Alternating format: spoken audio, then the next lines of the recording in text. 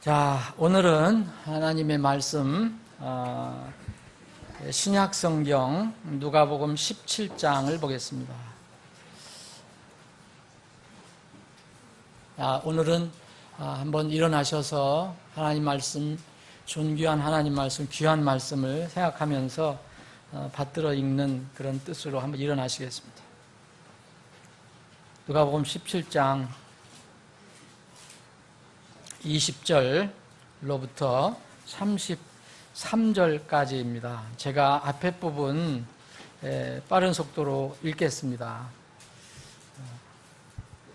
자, 누가복음 17장 20절로 제가 읽습니다. 바리새인들이 그분께 하나님의 왕국이 어느 때 임하느냐고 다그쳐 묻거든 그분께서 그들에게 응답하여 이르시되 하나님의 왕국은 볼 수 있게 임하지 아니하며 또 그들이 이르기를 여기를 보라 혹은 저기를 보라 하지도 못하리니 보라 하나님의 왕국은 너희 안에 있느니라 하시고 제자들에게 이르시되 날들이 이르리니 그때는 너희가 사람의 아들의 날들 중 하루를 보고자 하되 그것을 보지 못하리라.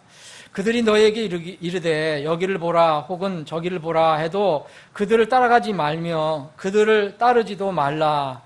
번개가 하늘 아래 이쪽에서 번쩍이어 하늘 아래 저쪽까지 빛을 내는 것 같이 사람의 아들도 자기 날에 그러하리라.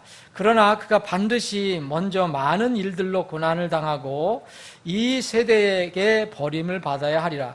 26절부터 33절까지는 뜻을 생각하시면서 천천히 목소리를 맞춰서 한번 봉독합니다. 누가복음 17장 26절 시작합니다. 노아의 날들에 이루어진 것 같이 사람의 아들의 날들에도 그러하리라. 노아가 방주로 들어가던 날까지 그들이 먹고 마시고 장가가고 시집가더니 홍수가 나서 그들을 다 멸하였느니라. 마찬가지로 롯의 날들에도 그와 같았으니 그들이 먹고 마시고 사고 팔고 심고 건축하였을 때 롯이 소돔에서 나가던 바로 그날에 하늘로부터 불과 유홍이 비오듯 내려 그들을 다 멸하였느니라. 사람의 아들이 나타난 날에도 그와 같으리라. 그날에 지붕 위에 있는 자는 자기 물건이 집에 있어도 그것을 가지러 내려가지 말 것이요 들에 있는 자도 그와 같이 되돌아가지 말 것이니라. 롯의 아내를 기억하라. 누구든지 자기 생명을 구원하고자 하는 자는 그것을 잃을 것이요 누구든지 자기 생명을 잃는 자는 그것을 보존하리라. 아멘.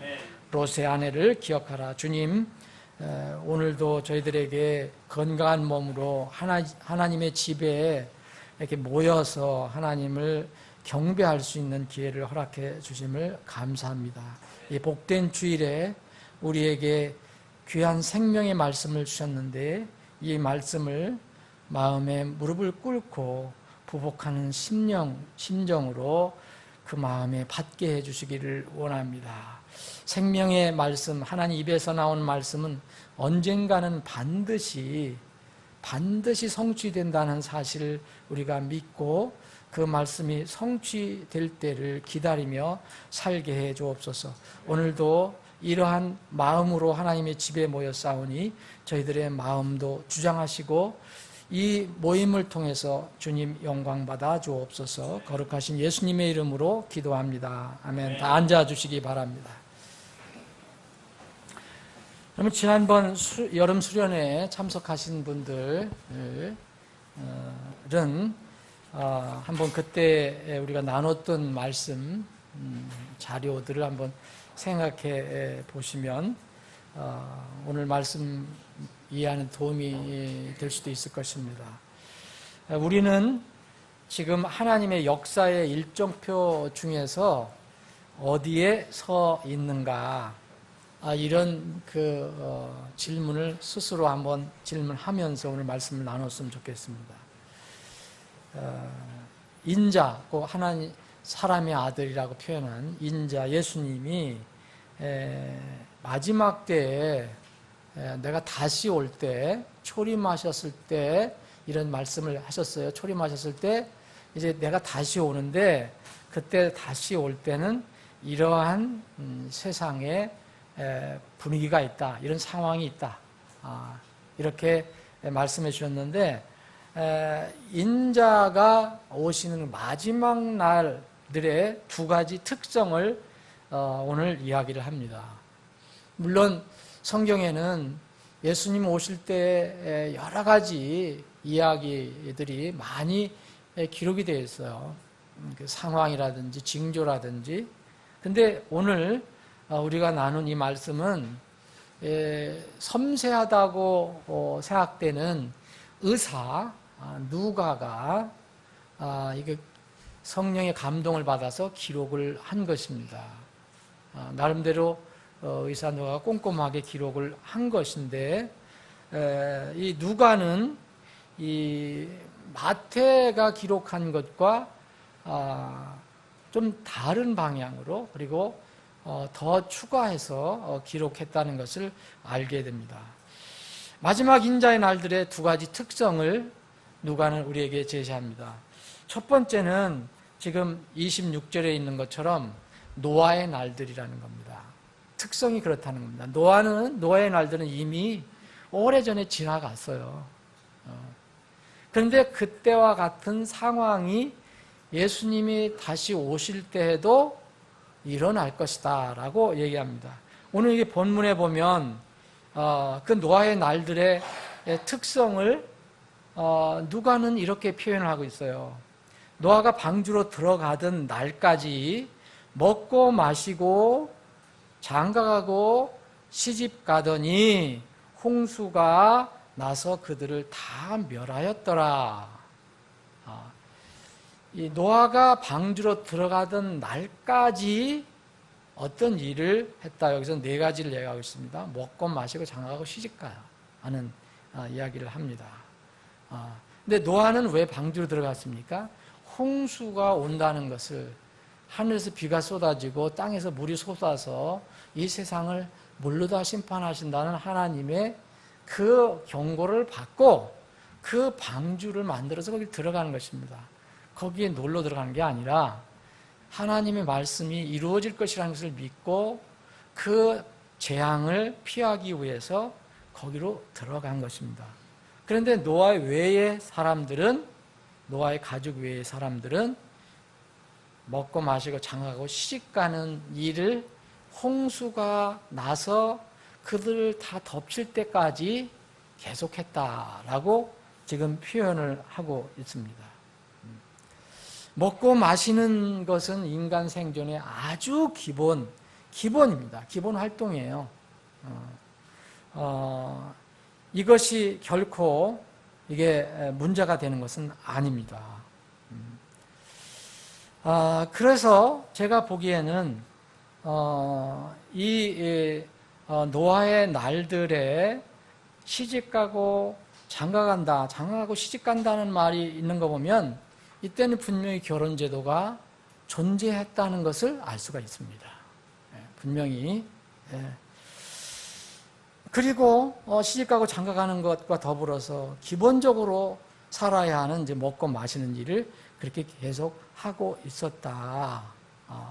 근데 왜 이야기를 주님께서 해 주셨느냐? 거기에 이제 우리가 생각을 해봐야 됩니다.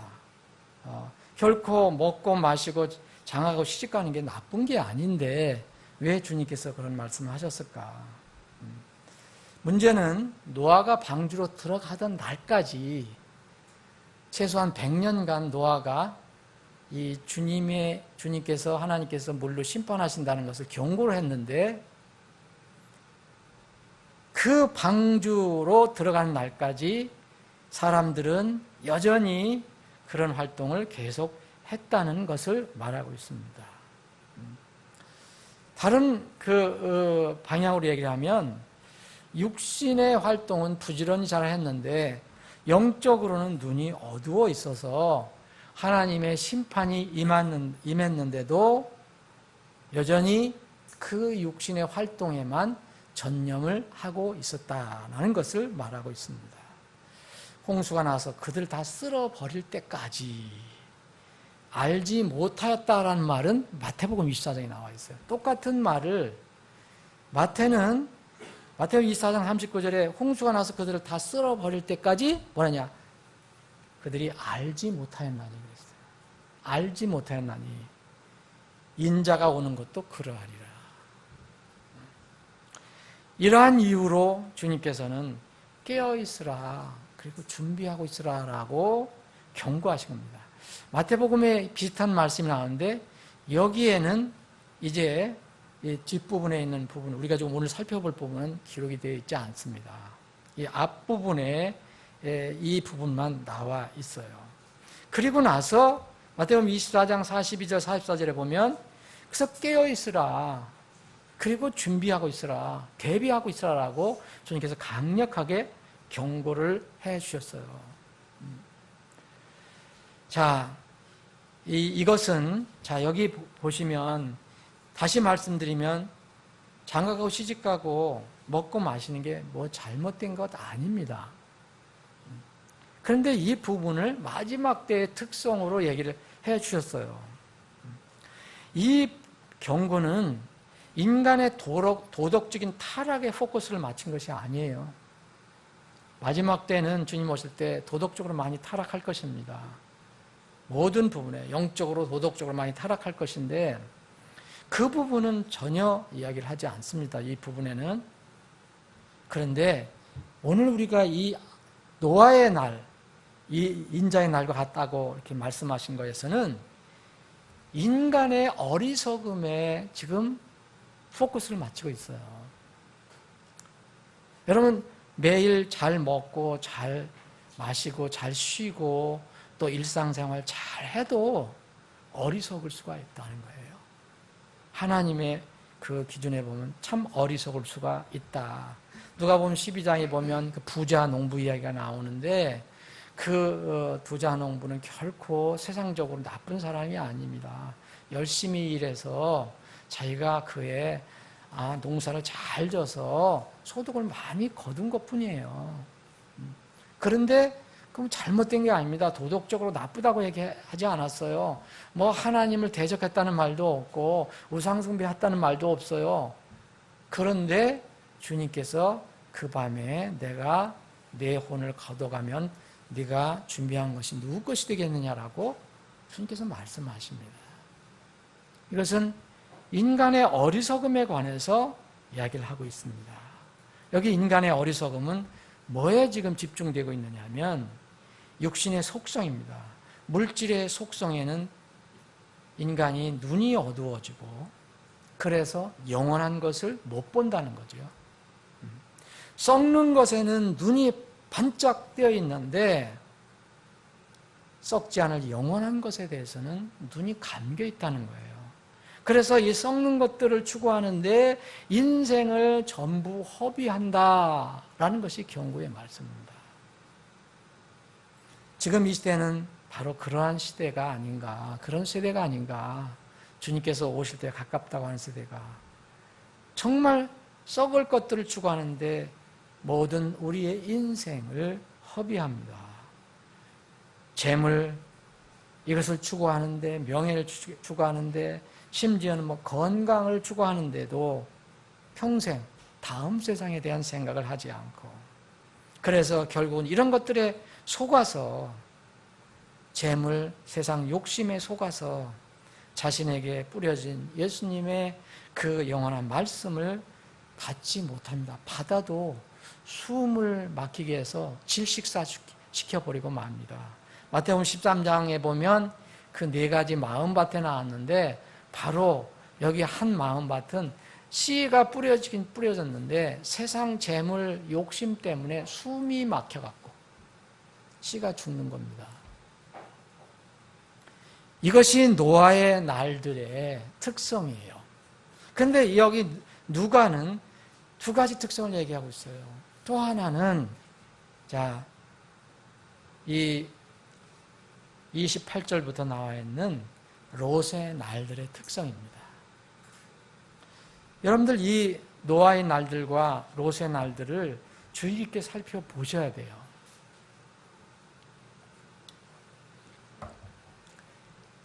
이것은 마태가 기록하지 않은 것이에요.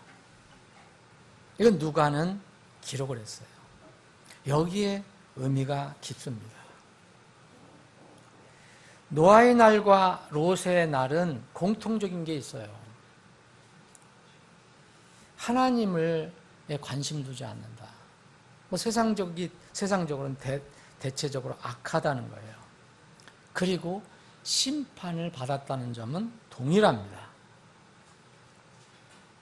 노아의 날들이나 지금 롯의 날들 동일한데, 그렇기 때문에 여기 28절에 보면 시작을 이렇게 얘기합니다. 마찬가지로 그랬어요. 이게 노아의 날들과 같다는 거예요. 그런 면에서. 마찬가지로 롯의 날들에도 그와 같았으니 심판 분명히 받습니다.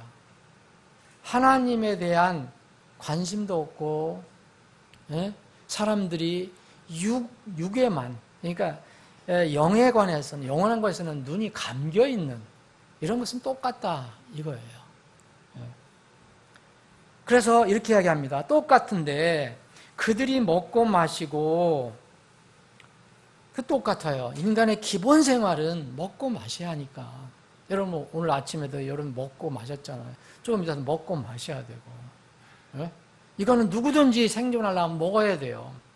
그래서 그거는 당연히 이루어지는 겁니다. 그런데 롯의 날들은 노아의 날들과 좀 다른 게 나와 있습니다. 사고 팔고 심고 건축하고가 들어가 있습니다. 대신 빠진 게 있습니다. 시집가고 장가가는 것이 빠졌습니다.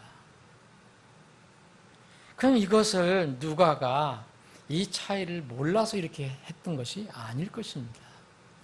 하나님께서 성령님을 통해서 이렇게 기록하게 해주신 것이 무슨 차이가 없기 때문에 이렇게 적당히 기록한 것이라고 저는 생각하지 않습니다. 분명히 차이가 있는 것입니다. 이 시대 주님이 오실 때는 이 말씀에는 두 가지 특성이 있어요. 다른 곳에도 많이 특성이 있지만 이 누가가 기록한 이 말씀에서는 두 가지 특성인데, 하나는 노아의 날들과 같은 특성이 있다. 두 번째는 롯의 날들과 같은 특성이 있다. 그런데 롯의 날들과 노아의 날들은 차이가 있습니다. 공통점도 있지만 차이점도 있어요. 그리고 이렇게 얘기합니다. 자, 그들이 먹고 마시고 사고 팔고 심고 건축하였을 때 롯이 소돔에서 나가던 바로 그날에 하늘로부터 불과 용이 비오듯 내려 그들을 다 멸하였느니라. 비오듯 왜 내렸다고 했을까요? 여러분, 물론 비오듯 내렸겠죠. 노아의 날들은 특징이 뭐예요? 심판 도구가 비입니다. 비. 그 다음에 여기도 같다는 거죠.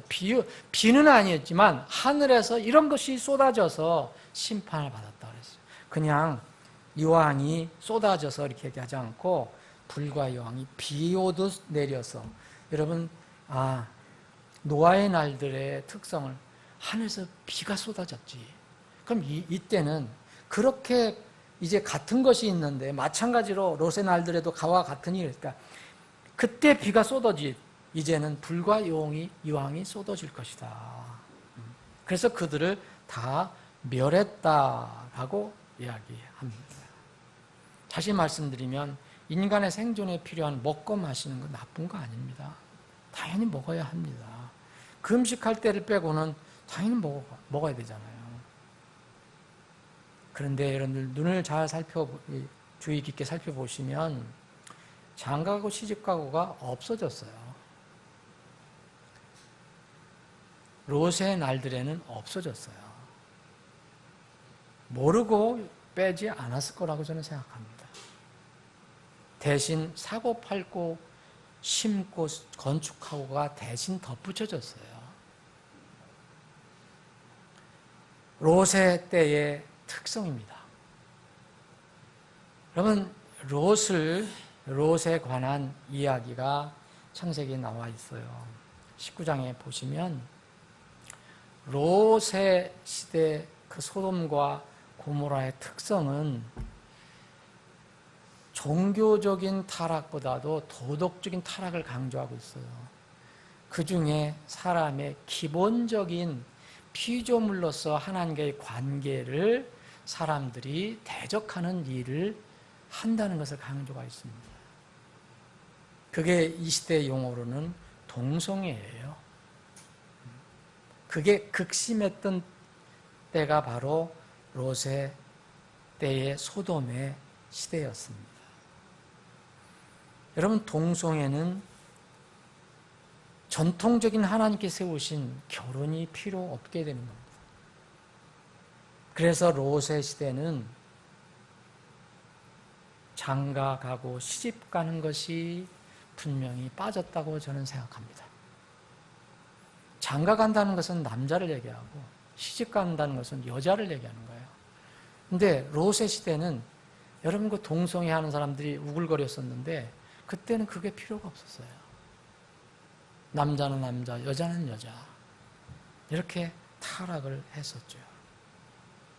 그래서 그런 상황인데 무슨 그 사람들이 시집가고 장가가지 않았잖아요. 다른 일들을, 나쁜 일들을 계속했다. 그 중에 뭐냐면은 사고, 팔고, 심고, 건축했다라고 얘기합니다. 여러분, 지금 우리나라를 위해서 기도를 해야 돼요. 우리 국회에서 지금 양성평등을 이제 성평등으로 바꾸려고 헌법을 지금 만들고 있어요. 개정을 준비하고 있어요. 여지까지 법은 양성평등이에요. 남자, 여자, 남성과 여성이 평등해야 된다. 그래서 이제 헌법을 바꾸는 게 뭐냐면 성평등으로 바꾸려고 해요. 남자든 여자든 신경 쓰지 말고 성은 다 평등하다. 여성과 여성, 남성과 남성 다 평등하다. 그거는 뭘 열어주는 거냐면 법적으로, 헌법적으로 이 동성 결혼 제도를 인정해 주려고 하는 겁니다. 동성애는 뭐 당연한 것이고, 동성애는 뭐 법으로 인정 안 해도 하잖아요, 사람들이. 근데 이거를 법이 그렇게 보장을 해 주려고 하는 거예요. 그래서 여러분들 기도해야 됩니다. 나라를 위한 기도가 필요한 때입니다. 저는 개인적으로 이러한 전 세계적인 추세를 막을 수 없다고 생각해요. 왜 기도를 해야 되느냐? 최소한 늦춰 달라고 기도를 해야 될 필요가 있습니다. 다른 나라는 이미 그게 미국이나 이런 유럽 같은 데는 그게 법제화됐어요. 그런데 우리나라는 어떻게든지 늦추어 주시도록, 늦추어 달라는 것은 하나님의 심판 집행이 늦추어진다는 것을 의미합니다. 저는 믿기로는 김정은의 핵보다도 더 무서운 것이 사람들의 도덕적인 타락이에요. 핵보다 더 무서운 것이 하나님을 무시하고 대적하는 이 창조 질서를 깨부수려고 하는 이 악한 사람들의 그 속성이에요. 우리는 핵을 맞아서 죽어도 혼이 하늘나라에 갑니다. 그런데 이런 것들 때문에 도덕적으로 타락하고 이런 하나님을 대적하는 일을 하면은 몸과 영혼 모든 것이 다 지옥으로 떨어지게 돼 있어요. 더 무서운 것은 인간이 스스로 부패하고 그 멸망하는 길을 재촉하는 것이 더 무서운 겁니다.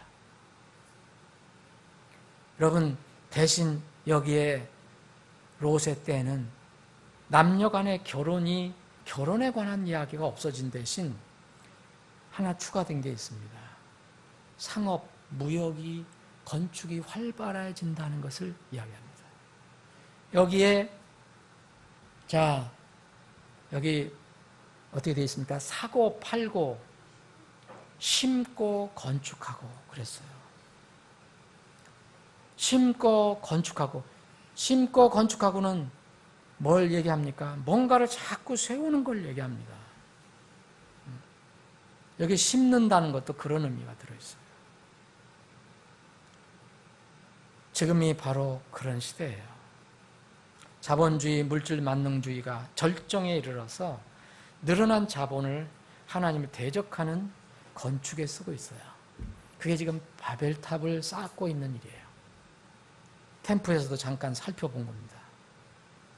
지금 이 시대와 아주 흡사한 그런 내용입니다. 세계 곳곳에서 하나님을 대적하는 바벨탑이 건설되고 있습니다. 물리적으로도 건설되고 있고, 물리적으로 여러분 세계 각국에서 이 탑 쌓는 일을 경쟁적으로 하고 있어요. 이런 건물들이 세워지고 있고, 그거 무슨 문제가 되냐 그렇게 얘기하는 분들에게는 영적인 바벨탑이 곳곳에서 세워지고 있다는 것을 직시해야 됩니다. 바벨은 말 그대로 혼란이에요. 의미가 혼란이에요. 혼동이에요. 케이앗을 하는 거예요. 막 뒤섞인다는 거예요. 이것은, 이 바벨탑은 뭔가 하나로 세계가 합쳐지는 것 같은데 결국 하나님께서 볼 때는 이건 혼동이에요. 결국 무너져야 하고 심판받아야 할 것이에요. 이 바벨탑이 지금 이 시대 용어로는 세계 단일 정부, 세계 단일 경제, 세계 단일 종교 시스템으로 지금 세워지고 있는 것입니다. 단일 통제 시스템을 말하는 겁니다. 이게 한 국가에서만 해당되는 게 아니라 전 세계적인 그런 시스템으로 바뀌어진다는 거예요. 이 시스템은 결국은 다시 나타날, 이제 마지막 때에 나타날 적그리스도의 손에 쥐어지게 될 시스템입니다. 적그리스도가 이 시스템이 갖춰지지 않으면 절대 세상을 다스릴 수가 없어요. 아무리 뛰어난 사람이라도 불가능한 겁니다. 이러한 전 세계적인 단일 조직이 완성되는데 반드시 필요한 것이 인간을 통제, 관리할 시스템을 도입하는 거예요. 그게 바로 계시록에 나와 있는 이 먹고 마시는 일을 통제하는 일, 사고 파는 일을 통제하는 일이에요. 여기 사고 팔고 심고 건축하실 때 여기 끝까지 나가는 게 아니라 결정적일 때는 이게 문제가 생긴다는 거죠. 지금 이 일이 빠른 속도로 진행되고 있는 것을 여러분들도 아실 겁니다.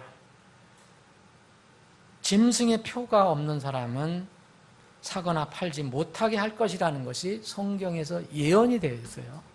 계시록 13장에 15절부터 17절 읽어보십시오.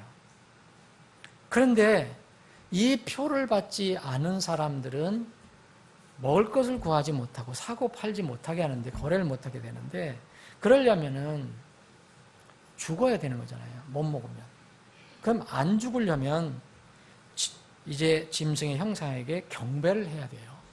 둘 중에 하나를 택해야 됩니다. 그래서 그 적그리스도가 이제 다스리는 시대에는 우상 숭배를 하지 않을 수 없는 시스템으로 바뀌는 겁니다.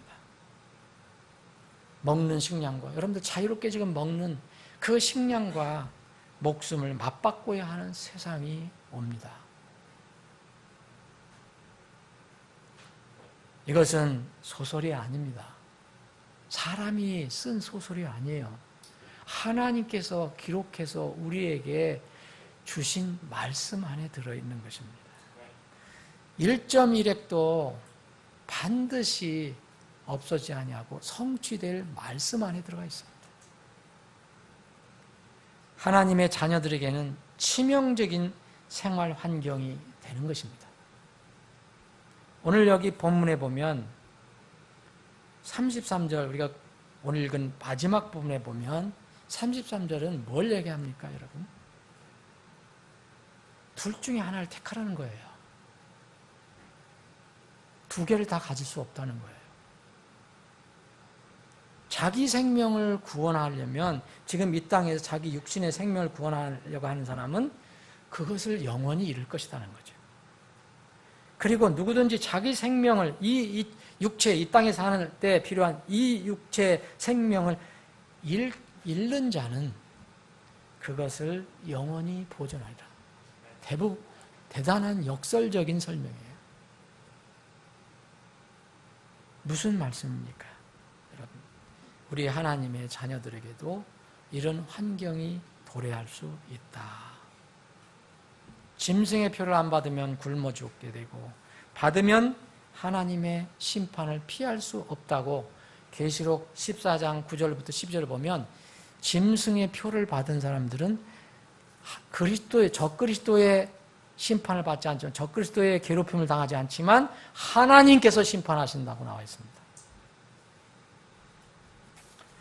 제가 오늘 동영상을 여러분들이 보여드리고 싶었는데 뭐 준비가 안 되고 저도 기술적으로 좀 잘 못해서 다음 기회에 보여드리겠는데 이미 미국 위스콘신 주에서는 수십 명이 한 회사에서 수십 명이 이것을 받았어요. 그것이 짐승의 표라고 얘기하는 건 아닙니다. 그런데 직원들 한 8, 90명 있는 그 마켓 그 직원들이 50명 이상이 이 마이크로칩을 이 손에 받았어요. 여러분 기회 되면 제가 그거를 동영상을 보여드릴 거예요. 다음에. 그 사람들은 말하기를 뭐라 했냐면요. 파티를 했다고 그랬어요. 마이크로칩 파티. 너무 좋은 거다 이런 거예요.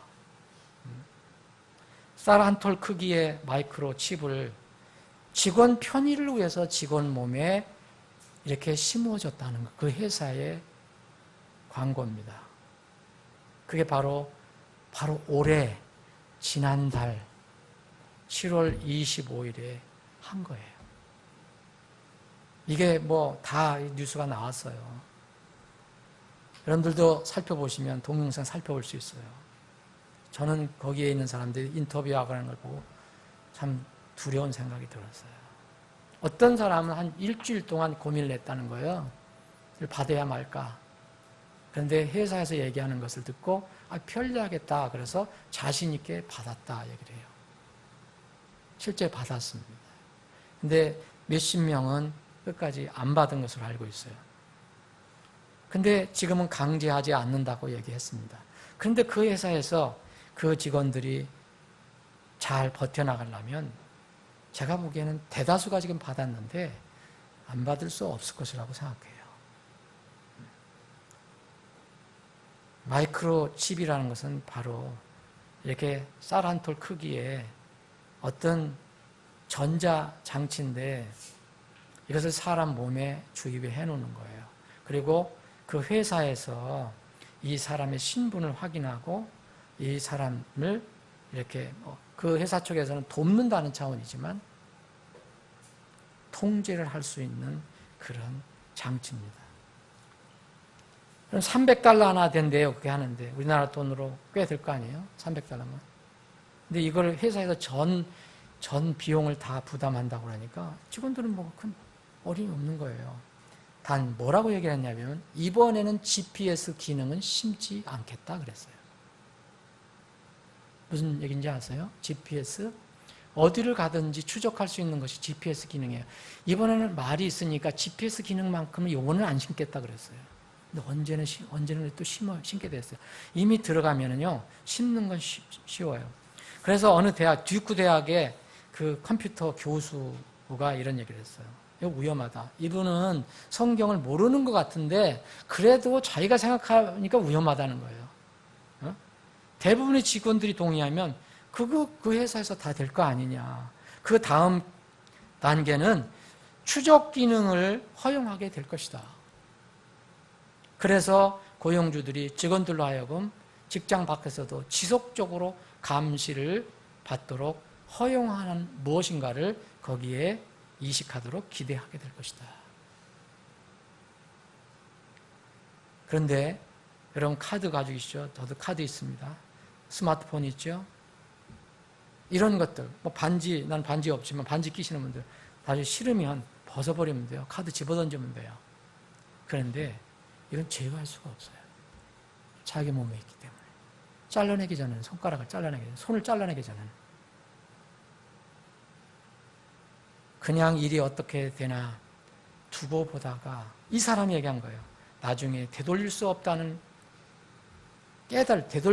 것을 깨달을 수가 있다. 그래서 지금 이것을 적절한 것인가 살펴봐야 한다 얘기했어요. 이건 성경적으로 얘기하는 게 아니에요, 이 양반이. 뭔가 자기가 양심적으로 뭔가 좀 위험하다 생각하니까 이야기한 거예요. 우리는 성경을 가지고 있습니다. 하나님 말씀을 가지고 있어요. 여러분, 그 날이 갑자기 어느 한날 갑자기 생기는 게 아닙니다. 우리가 살고 있는 세상에서 이 일이 이루어져 가는 겁니다. 무슨 얘기입니까? 우리는 육신의 편리와 즐거움이 있다면 빠르게 그것을 쫓아가게 되어 있어요. 이게 육신의 속성이에요. 편리한 것 있으면 다 찾아갑니다, 여러분. 여러분 안 찾아가겠어요?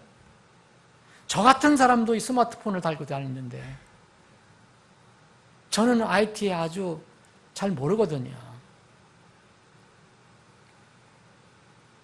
그래서 저는 TV 버렸습니다. 라디오로 대체했어요. TV가 무서운 생각이 드는 거예요. 처음에는 라디오 나왔죠. TV 나왔죠. 전화도요.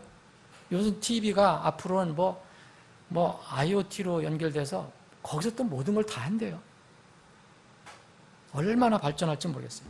처음에는 뭐 전화가 없었을 때는 뭐 발로 다 쫓아다니면서 얘기했지만 처음엔 다이얼 전화가 나왔잖아요. 손으로 막 해서 그것도 없어서 그거 있는 사람도 부자였고 그런데 손으로 이게 누르는 게 나왔고 그 다음에는 무선 전화가 나왔어요. 우리 같은 경우에 스마트폰이 나왔어요. 화상통화도 하고 있어요. 저는 화상통화 나온다라길래 이거 나오면 큰일 났다 그랬는데 벌써 나왔어요. IoT라고 여러분 사물 인터넷이에요. 이게 인공지능이라는 것도 여러분 자주 들어보실 거예요. 요새 뉴스에 자주 나오잖아요. 보면요. 말해도 우리나라에도 그걸 많이 봐요. 말해도 뭐 이렇게 기계 얘기하니까 그게 알아서 하더라고요. 뭘. 가상현실 언제 말씀드렸죠? 사람들이 헛된 쾌락을 쫓으려고 이런 가상현실 속에 빠져가요. 여기에 넣는 것이 바로 이게 RFID라고 무선주파 인식이에요. 이게 뭡니까? 결국 성경에서 이야기하는 이마나 손에 표를 받는 거예요. 어떻게 발전될지 저는 모르겠어요. 지금 받는 것이 짐승의 표라고 말씀드리는 거 아니에요. 점점 생체 인식 이 기술이 발달되고 있습니다. 베리칩이라는 것이 나오고 있어요. 이게 뭡니까? 육신의 편리함과 쾌락을 추구하는 이 거대한 추세는 누구도 막을 수가 없어요. 여러분들이 안 쓸 것 같지만 다 쓰게 돼 있어요. 나는 끝까지 카드만 붙이고 있겠다. 시스템이 이렇게 다 바뀌었는데 어떻게 하겠어요? 저도 스마트폰을 안 쓰려고 애를 많이 썼어요. 근데 목회자가 스마트폰 없으면 안 된다는 거예요. 성도들하고 소통이 안 되니까. 점점 그렇게 됩니다. 편리한 것이나 신기한 것 있으면 빠르게 퍼져요, 지금. 두 번째는요, 인간의 쾌락을 부추기는 것이 있으면요. 그리고 악한 것은 빠르게 퍼지게 되어 있어요. 선하고 바르고 이런 것은 잘 안 퍼져나가요. 그런데 악한 것은 그리고 쾌락적인 것은 빠르게 퍼져나가고 있습니다. 사실은 동성애도 여러분 거기와 관련이 있는 거예요. 뭐 성평등 얘기하지만 자기들의 성의 어떤 것을 추구하는 거예요. 즐거움을 추구하는 겁니다. 쾌락과 악의 파도는 인간의 힘으로 막지 못해요. 정점을 향해서 점점 빠르게 나갈 거예요. 아무도 막을 수 없습니다, 여러분. 가서 데모한다고 막을 수 있습니까, 여러분? 못 막습니다. 근데 세상은 이것을 뭐라고 그러냐면 발전이라고 표현해요. 발전. 성경은 그것을 타락이라고 표현합니다. 하나님께서는 사악해져 가고 하나님을 점점 대적하는 이 현 세상을 교화시키거나 설득시키시려고 하시지 않아요. 그럼 성경 읽어보세요. 우리 제자들이 세상에 나가서 그렇게 하시는 거 봤어요? 하는 거 봤어요? 하나님도 그렇게 하시지 않습니다. 복음을 전하라는 거예요. 하나님의 사람들을 모으는 거예요. 회개하라 분명히 말씀하시죠. 그런데 현 세상을 교화시키려거나 설득시키려고 하시지 않습니다. 세상의 지금 임금은 마귀입니다. 대신 하나님은 이 사악해져 가는 세상을 거룩과 정의로 심판하시고 또 거기에 깨닫는 자들을 하나님의 사랑으로 건지시는 일을 하셔요. 여러분, 소돔 사건을 잘 보세요. 소돔 심판한 거잖아요. 거기에는 수만 명이 살았을 거예요. 아니, 수십만 명이 살고 있었는지도 몰라요. 그런데 거기에 의인 10명이 없었어요.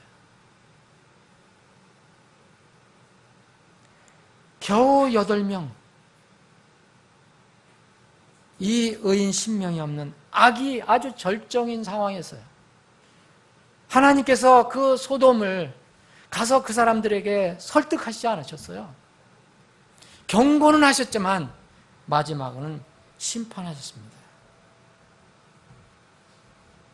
이때 하나님은 소돔과 고모라를 불과 유황비로 심판하셨어요. 불과 유황비로 심판하신 것은 하나님의 거룩과 공의입니다. 그럼 하나님은 사랑 없으시냐? 사랑의 하나님입니다. 심판하시기 전에 반드시 하시는 일이 있어요. 갑자기 심판하시는 게 아닙니다. 미리 사랑의 일을 다 해놓으시는 거예요. 심판하시기 전에, 비로다 심판하시기 전에 노아에게 100년이라는 기간을 주셨어요. 롯은 아브라함이 어떻게든지 건져보려고, 조카 롯을 건져보려고, 그 사실 롯만 건지려고 한 게 아니라 롯이 살고 있는 소돔을 어떻게든지 주님께서 심판하시지 않도록 하려고 이 아브라함이 애를 썼어요. 하나님과 토론을 했어요. 그런데 하나님은 거기에 의인 10명이 없다. 대신 어떻게 해야 되느냐? 거기에 의인이 함께 멸망받을 수 없잖아요. 그래서 천사를 보낸 겁니다. 천사를 보내서 그 롯의 가족을 이제 끌어낸 것입니다. 심판하기 전에 천사를 보내서 노아 시대는 8명이 구원을 받았지만 롯의 가족은 4명이 구원을 받았어요. 조금 전에 8명이라는 건 제가 잘못 말씀드린 거예요. 롯의 가족은 4명이에요. 그들은 거의 감권적으로 끌어내셨어요. 롯은 분명히 의인이라고 성경은 얘기하고 있습니다. 다만 거기에 들어가 살지 말아야 할 것인데 들어가 산 것이 문제였어요. 감권적으로 롯의 가족 의인 4명을 구출했어요. 이것이 하나님의 사랑입니다. 무조건 심판하시는 게 아니에요. 사랑이 선포되고 그 사랑을 무시하는 자들은 공의의 심판을 피할 수가 없습니다. 이것이 하나님께서 하시는 방법입니다. 예수님은 인류의 역사에 또 한 번 이런 일이 일어날 것이라고 계속 경고를 해주고 계세요. 우리가 그 경고장을 이 성경을 통해서 가지고 있어요. 여러분들도 경고장 가지고 있고 저도 가지고 있어요. 세상 사람들도 다 가지고 있어요. 세상 사람들은 무시하는 거예요. 우리는 무시하지 않습니다. 그런데 실천을 잘 못해요. 오늘 본문 말씀에 롯의 날들 중에서 주님께서 경고를 해주시고 마무리를 어떻게 하셨느냐 하면 32절에 보면 롯의 아내를 기억하라 그러셨어요. 왜 주님께서 소돔에서 불로 심판받아서 죽게 되는 소돔의 시민들, 롯의 사위들을 기억하라 라고 말씀하시지 않으셨을까? 그렇게 하시는 대신 주님은 롯의 아내를 기억하라 이렇게 말씀하셨어요. 왜 그렇게 하셨을까? 왜 거기서 불로 심판받은, 유황으로 심판받은 소돔 사람들과 롯의 사위, 자기 장인의 그 말을 조롱했던 롯의 사위들을 기억하라 그렇게 하시지 않고 롯의 아내를 기억하라 그러셨을까? 롯의 아내는 이 천사에 의해서 이 거기 소돔과 고모라 비가 유황비가 내릴 때 탈출한 사람입니다. 그런데 롯의 아내를 기억하라 그러셨어요. 여기 33절이 바로 이 말씀과 연결이 된 것입니다. 롯의 아내는 육신의 소욕을 버리지 못하고 끝까지 그것에 미련을 두고 있는 사람의 모형입니다. 롯의 아내는 이 시대에 세상과 짝하고 사는 소위 기독교인들의 모형이라고 저는 생각합니다. 왜 롯의 아내를 기억하라고 그랬을까요? 그리고 롯은 뭐예요? 나 심판을 면했다라고 생각한 사람 아닙니까? 롯의 아내는? 여기서 지금 이 안에서 심판받는 사람들을 경고를 하시지 않았어요. 롯의 아내를 기억하라고 했어요. 이 롯의 아내를 기억하라고 누구에게 준 겁니까? 바로 제자들에게 준 것입니다. 사랑하는 여러분, 그러면 주님의 마음을 여러분 이해하시겠습니까? 주님의 경고는 이른바 기독교인들을 향한 사랑의 경고입니다. 만약 여러분들이 이 소돔의 심판을 피해 나왔다는 것을 구원이라고 주장한다면 이 롯의 아내는 매우 부끄러운 구원이 될 것이에요. 저는 그게 자신이 없습니다. 그렇게 얘기하는 게. 그런데 사람이 소금기둥으로, 사람은 사람이어야 되는데 사람이 소금기둥으로 변했다는 점을 강조하면 죽음의 천사를 피해서 이집트를 나왔지만 자신의 영혼의 지성소에 어린 양의 피가 없는 상태에서 가짜된 신자, 곧 유월절을 경험하지 못한 섞여있는 자의 그림자라고 저는 생각합니다. 섞여있는 자가 출애굽 때 있었습니다. 전혀 유월절 피와 상관없이 언정결에 이스라엘이 탈출할 때 거기서 휩쓸려 나온 사람들이 있었어요. 분명히 성경은 이야기하고 있습니다. 그래서 그 섞인 자들이 계속 사람들을 이렇게 부추겨서 불만을 터뜨리게 하고 그 모세에 대응하게 하는 일을 합니다. 사랑하는 여러분, 여러분들이 그것은 판단하십시오. 그런데 분명한 것은요, 주님은 이렇게 강조하셨어요. 그 안에서 심판받은 자들을 기억하라고 말씀하시지 않고 롯의 아내를 기억하라 그러셨어요. 그렇게 말씀하신 뒤에 생명의 구원의 문제를 말씀하셨어요. 33절에. 둘 중에 하나입니다.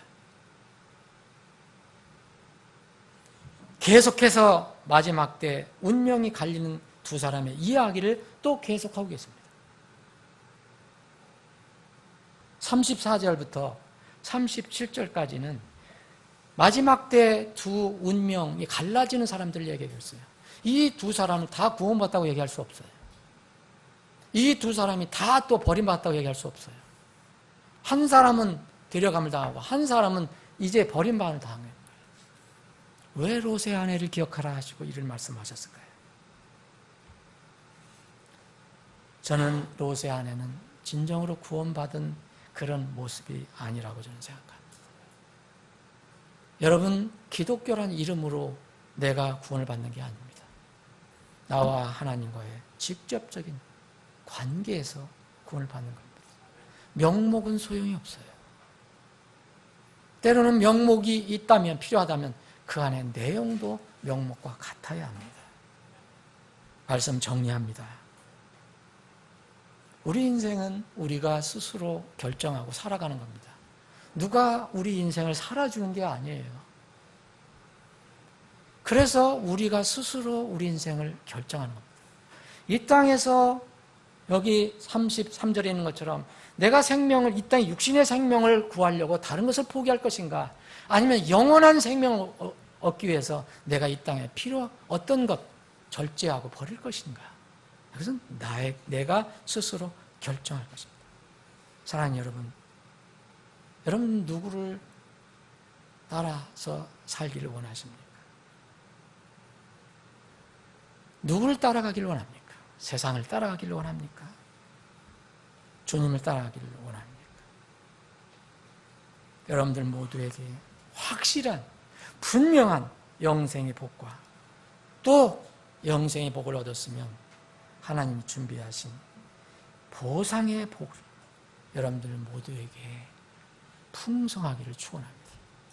바로 이 하나님의 소원이, 우리를 향한 뜻이 이 오늘 말씀에 담겨 있습니다.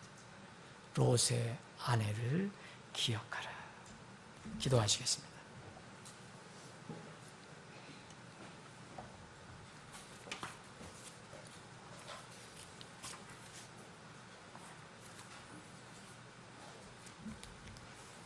말씀을 듣고 흘려버리면 아무 소용없습니다.